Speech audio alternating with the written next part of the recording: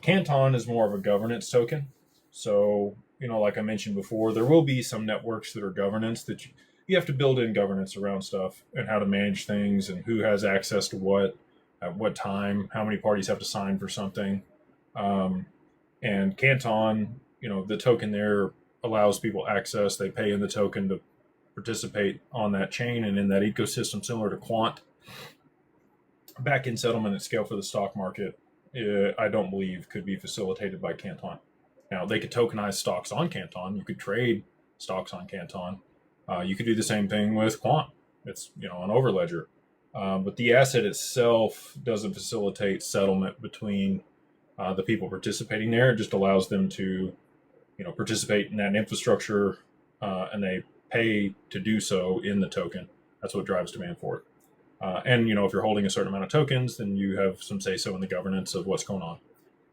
So either one of those don't look like they compete directly with XRP. And like I was saying before, there's going to be multiple parties that are working together in concert. If you think about it, the internet is somewhere like, it just depends on how many things you consider protocols, but it's really kind of 5 layers to the internet. And so I think that that's going to be similar to how this works out for this iteration of the internet. I think there'll be multiple protocols layered on top of one another in order to be able to facilitate everything that you need. And each one is going to have their own efficiencies, and they'll take up space and gain market share. And, there'll be other things that provide an interoperability. You got Wormhole, you got Axelar, and then there's, Chainlink with CCIP and a few others out there that are aggregators and allow for the issuance of assets from one chain to the other, either through burning and minting or locking and minting between the different counterparties' chains. And if you burn it on the counterparty chain, you could redeem the locked asset on the native chain. So anyway, there's a lot of stuff that goes on, very technical things. Most people aren't going to care about any of this at the end of the day. They're just going to care that their money settles real time with whoever their counterparty is, and it's easy to do. Digital identity is going to be a cool thing where you won't be able to, have imposters. I'm looking forward to digital identity where nobody else can, fish people or pretend to be somebody that they're not on social media or other platforms.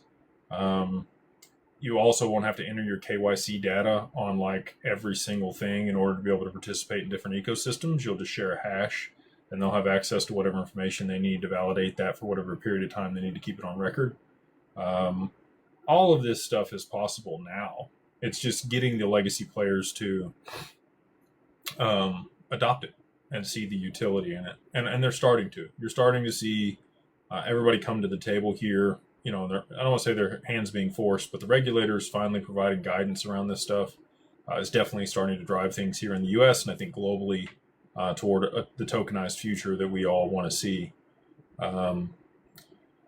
Comes with gives, you give and take on this stuff. It'll all be transparent and watched and visible, and probably going to give up some privacy as all this stuff happens. Zero knowledge proof is going to become imperative and very important.